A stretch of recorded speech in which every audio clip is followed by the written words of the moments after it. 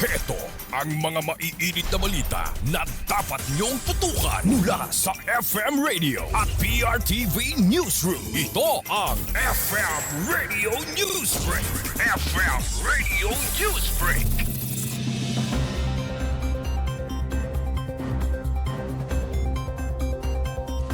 Magandang tanghali mga ka-Vice. Narito na ang mga maiinit na balita para sa ating FM Radio Newsbreak. Tiniyak ng Bureau of Fisheries and Aquatic Resources na magpapatuloy ang pamamahagi ng 3,000 pesos na fuel subsidy para sa mga mangingisda sa buong bansa. Layo nito na maprotektahan ang kabuhayan ng sektor sa harap ng epekto ng tensyon sa gitnang silangan na nakakaapekto naman sa presyo ng langis. Ayon naman sa BFAR, nakahanda na ang programa bago pa man lumala ang sitwasyon at mahigit 10,000 na mangingisda ang makikinabang mula sa iba't ibang rehiyon. Nakipag-ugnayan na rin ang ahensya sa Development Bank of the Philippines para mapabilis ang paglabas na karagdagang pondo. FM Radio Newsbreak. FM Radio Newsbreak. Samantala sa iba pang mga balita, nagbigay pagtitiyak ang pamahalaan na masiguro ang supply ng langis sa bansa sa harap ng banta ng posibleng kakulangan. Ayon yan kay Energy Secretary Sharon Garina. Bagamat sapat pa ang supply ng hanggang Abril, sinisikap naman ng gobyerno na maiwasan ang posibleng pagkaubos ng langis na mas malaking panganib kaysa pagtaas ng presyo nito sa gitna ng kaguluhan naman sa gitnang silangan.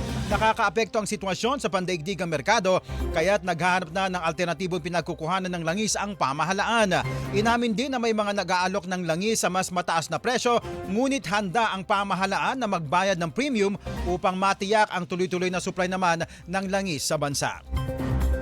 FM Radio Newsbreak. FM Radio Newsbreak. At sa ating panghuling balita mga ka-Vice, nagsimula na ang tag-init o dry season sa Pilipinas ngayong March 2026. Ayon sa Pag-asa, matapos ideklara ang pagtatapos naman ng hanging amihan. Samantala dahil dito inaasahang mas iinit ang temperatura sa buong bansa.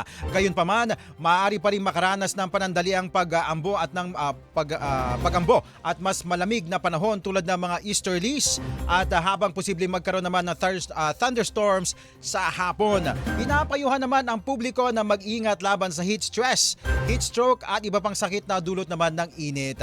Noong nakaraang taon, March 26 nang ideklara ang pagsisimula naman ng summer season.